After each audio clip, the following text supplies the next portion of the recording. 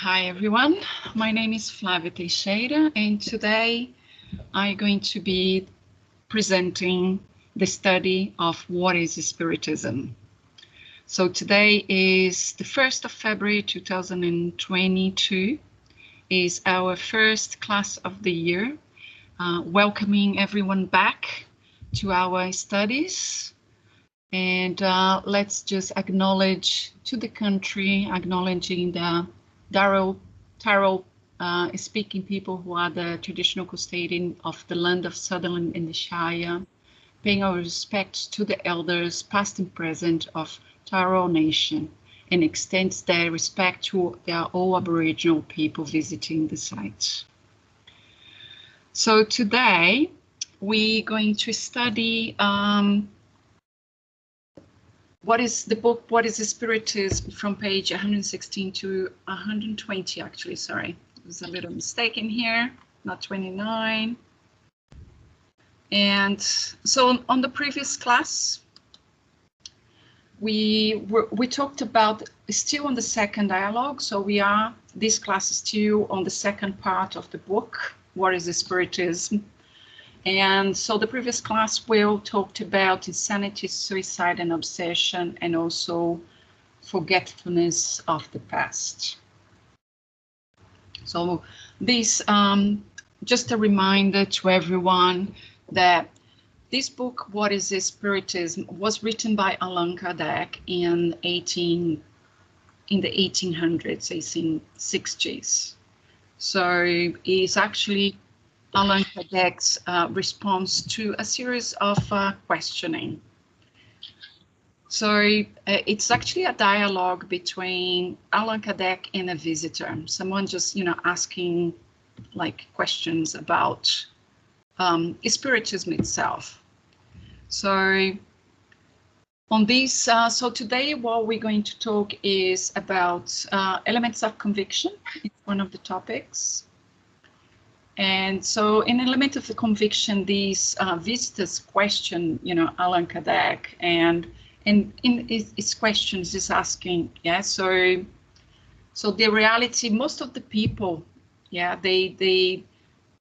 have to also reminding, if you only watching this class, that when the Spiritism started, there was a lot of phenomena happening all over the world. So there was a lot of curiosity amongst people about what there was. And it's actually when Allan Kardec started to study Spiritism and went further in his studies and started to have his connection with the spiritual world. So the visitors ask, and saying that the reality of this phenomenon, that many people dispute, and you should not find surprising that they would like to witness them. So most of people are not actually curious about the doctrine itself, and that's what Allan Kardec normally. Allan Kardec was very wise on his reply and on this question when he says, I don't think it's actually quite natural. However, since I wanted to make the most of this opportunity, I will explain what conditions are best for observing the phenomena and especially for understanding them. So those who do not want to observe them in such conditions do not have a true desire to learn. So would be unless to waste our time. And he's being adamant, Kardec's being adamant that he's not going to waste his time answering questions for people that are just curious about it. In almost all his answers so far we have from Allan Kardec, he's tell people to actually study. In all the questions, he kind of reinforced for us all the time. He's not there to answer people's curiosity. So not everyone, okay, and that's when I say, so not everyone has been able to confirm the phenomena because not everyone has met the conditions needed to observe them, as he has the necessity, patience, and perseverance. So most of the people, they're actually curious about it. They don't have that. They don't have patience. They don't have perseverance to wait and maybe be able to see the phenomena or understand them.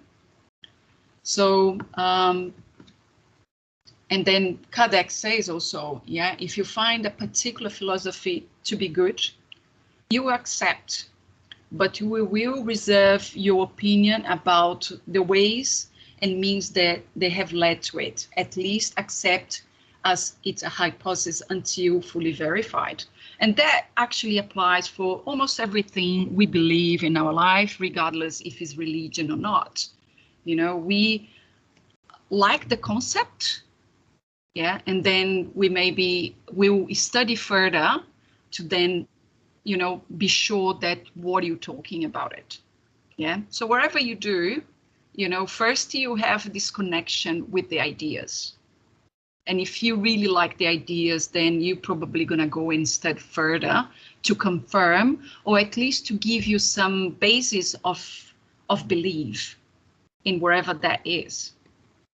And I suppose that is for most of the things we do, you know, like I have to say, like, just come to my mind at the moment, we are living in a moment of this, since 2020, we started the COVID pandemic. So, you know, like, during the pandemic, and now it's been almost 2 years that we are surrounded by this virus. So at the beginning, there was a lot of speculation. There was a lot of what people kind of had an idea. And now, you know, like people that start to actually to research themselves to find what they actually truly believe, because there's a lot of, you know, ideas and different, you know, convictions around, you know, about the virus, about, you know, how to treat it or how not to treat it. So the people that really, you know, first you get your concept, you know, you truly accept or not, you like or you don't. And then after you go and study, you're going to find your own evidences, what actually answers your questions. Yeah. So this is just, for me, it's just a quick example too. And there is no true, you know, at the end of the day, everyone have, you know, what they believe, you know, like, it is, for me, satisfy my needs. It may not satisfy for another person. It's the same with religion, and I suppose, yeah. So for me specifically, when I talk about Spiritism, I personally never saw any phenomena myself in a sense of physically see it, in a sense, you know, like, but through my studies and through the brightness for me of what the message is, make me a believer. And I think that's what in these elements of conviction actually states. It's most of the people, and when it says here, yeah, so the elements of conviction are not the same for everyone. What convinces some makes no impression in others. So it's wrong to believe that physical experiences are the only means of convincing someone. I have seen personally unmoved by the most remarkable phenomena, but convinced by a simple written response. So I would say, I can say that maybe we had these big, probably the most, you know, the biggest mediums back in Brazil called Chico Xavier, and he used to write letters. He used to psychograph, you know, messages from people that passed to their families. Most of the family would go there to get messages to try to soothe their pain. And I think it's through those letters where he actually stated some information that they're only known by the spirits. Those people probably would truly believe they was their loved ones. It wasn't probably not necessarily the moment of the writing, but all the information that was actually in those letters that really make them to believe that to be true. So, so when we see a phenomena that we do not understand, there are the more extraordinary, it's more suspicious it seems. In our minds, always look for ordinary cause behind it. And I suppose this is like,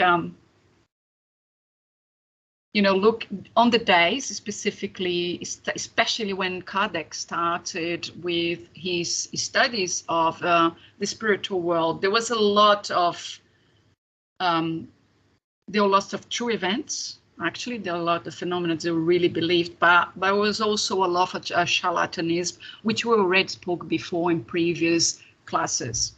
So for these, you know, like, and he kept repeating, you know, some of those phenomena were real, some maybe was just faked by people that just want to make money with it. So if you do not understand, however, we accept it more easily because it has a reason for being, and the extraordinary of supernatural vanish. Okay, so when we start to study, and what he says here, so when we actually started to study the Spiritism, okay, the phenomenon itself is not important anymore. Yeah, so it's actually the knowledge itself is more important than what, you know, appearances, wherever, you know, the phenomena itself. For the people that really truly want to understand and study Spiritism. Yeah. So if any circumstances enables you to witness any incident of a manifestation, you see them in less biased eye, because you will have a bias for your reasoning. In our case, I suppose that, you know, like, more understanding of the spiritual world, I would say less, you know, impressed you will be, you know, because you understand how it works and how, you know, the reasons for it, I suppose. I don't know. Do you want to make any comments on that, Fran? Yeah, I think one point that it's important to mention is that Kardec was a scientist, and he used the scientific method to investigate the phenomena himself. So he searched for the answers through observation, and he applied the method. So everything that was published in the 5 books, the codification, what we call, they were all verified through his scientific method that he applied. So he was someone who was very reasonable in terms of, you know, rationalizing, I guess, things or facts that we receive to validate them. So that's why he was talking about a hypothesis, you know, that someone might come up with, and then you can validate it or refute it, because that's the scientific method. So that's the scientific part of Spiritism. And then when we understand, you know, the explanations, I guess, that Spiritism brings us to most of the phenomena in life, you know, and like you said, the understanding of the spiritual realm and how we are always exchanging, you know, energies, how everything is connected, is what makes, I guess, someone convinced. And but like you said, and like Kardec mentioned, someone has to be open to investigate this, to really study, like, not just, you know, feed their curiosity. So if they just want to see supernatural things, maybe the spirits won't waste any time proving a point with this person. But if they seek to learn, understand, you know, really test the theories, then I think you have to really be dedicated, and then you start to observe aspects of life where the truth revealed by the spirits make completely sense. Yeah, and something just came to my mind when we're talking. Is like, actually, it's really funny. Like, the people that are really curious about it might never see a phenomenon, but there are people, like we're talking, people that are born with mediumships, and they don't want to see it, but they do. They don't want to hear, but they do.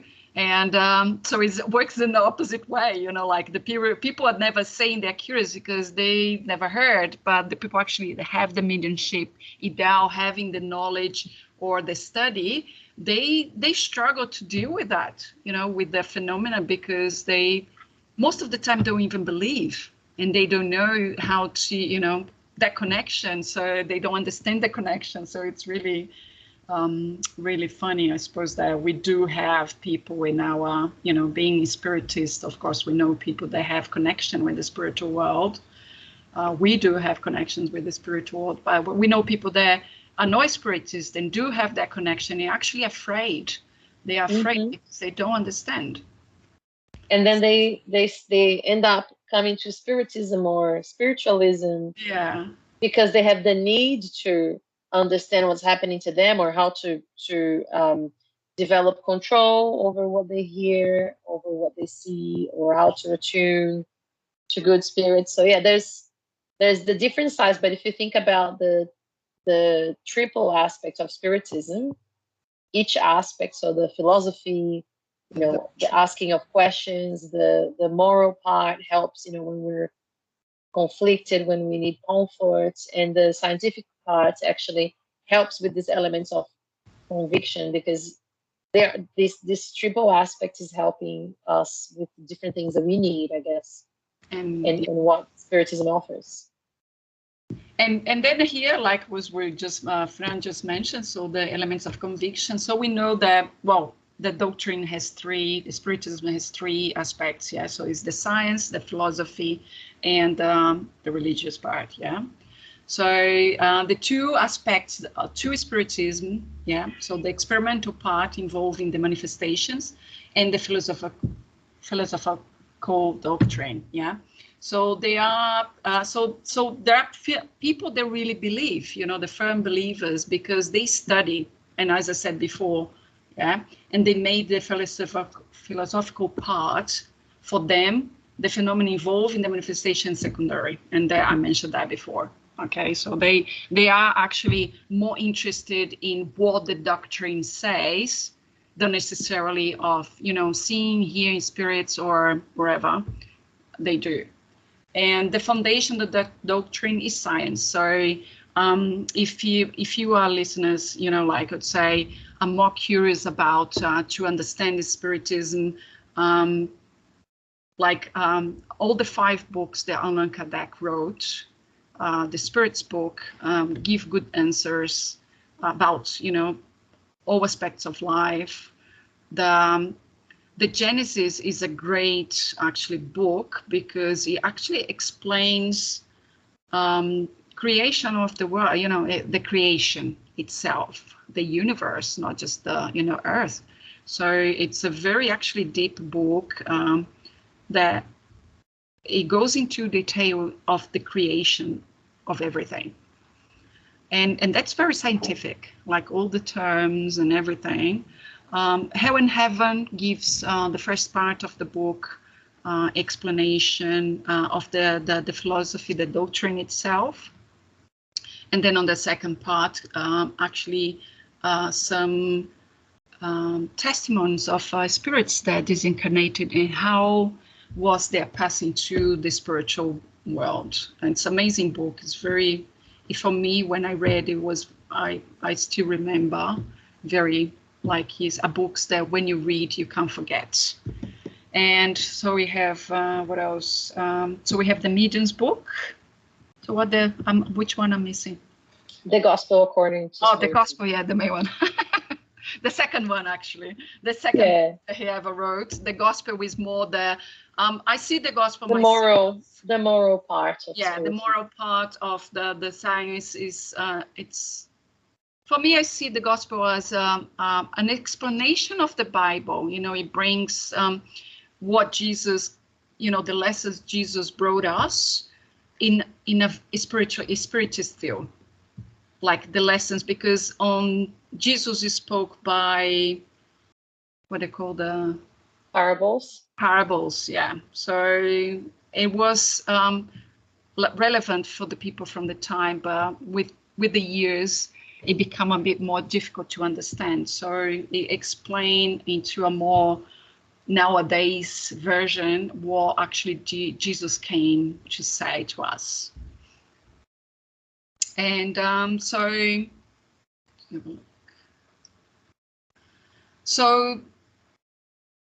most of like, you know, so they see, okay, so the people that normally study the Spiritism, yeah, so they tend to be rational, yeah, so they find it very conductive and satisfying. So it's like, and I find that for myself too, you know, more I read about Spiritism, more answers my own questioning. And I think that's why once you start to study, it's very hard to go back, because you cannot undo your learning. You cannot undo what you know now.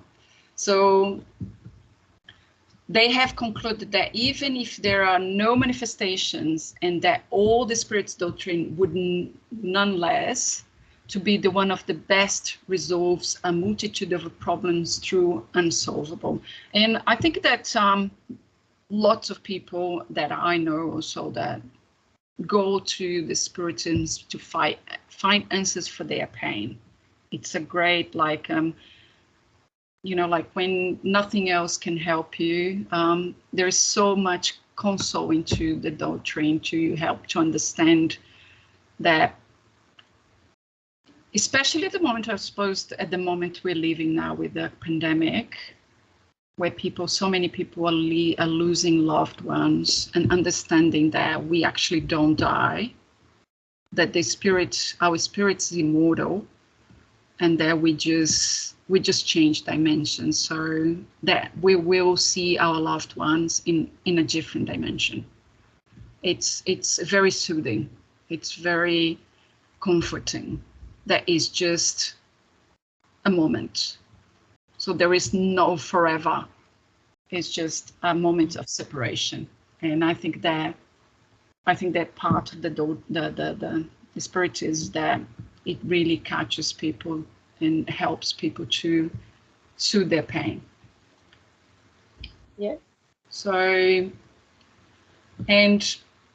Spiritism states such ideas precisely and gave them a form, and it is like a flash of light, as they say. So it's explained a number of adherents won over by a single reading of the Spirit's book. And that's what, like a Kardec many times in previous classes on, you know, we've been studying this book now for, well, I think almost a year now. And he many times saying, like, at the time when Spirit started, they just start to get people, like more and more people interested, because, and it's exactly like this, you know, it gives people, like, it's like a flash of light, you know, it brings light to our darkness, the darkness of our, you know, biggest question I think most of people have is what happened to us after we passed away. Lots of people, when you are materialistic, you know, you're afraid of dying because you don't know where you're going. You know, you just see this black in front of you, and I think having an understanding that you actually don't, it actually helps a lot. So there is a crucial difference between Spiritism and other philosophical systems, yeah. So, and what Kardec says on these questioning that, you know, answering the vistas is like saying he hasn't invented anything.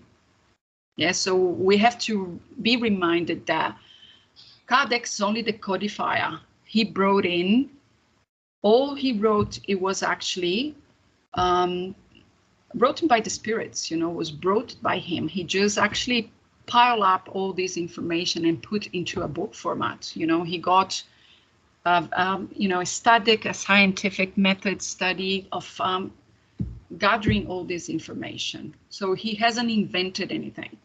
Like he says here, so it's like, you know, like philosophy of Plato, they say Descartes and Leibniz, they will not say that is a doctrine of Allan Kardec. It doesn't belong to Allan Kardec. He was only the codifier. We always have to remember that. Yeah.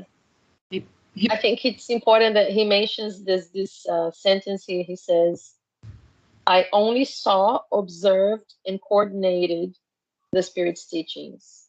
yeah. Yeah, and then he said, I am now trying to help others understand what I myself do. So he even used the code name Allan Kardec and not his name, because he didn't want people to think that those books were written by him. Yeah. Yeah. Exactly. Yeah. So, and even like, it does have, like, if you go to Paris, I actually been to Paris and I went to visit by curiosity, of course. I tried to find where he actually was born. There is nothing, no reference. So if you search on, you know, try to search into Kardec's life, he might say where he was born. But if you go to the road where he was born, there was no mention of him whatsoever.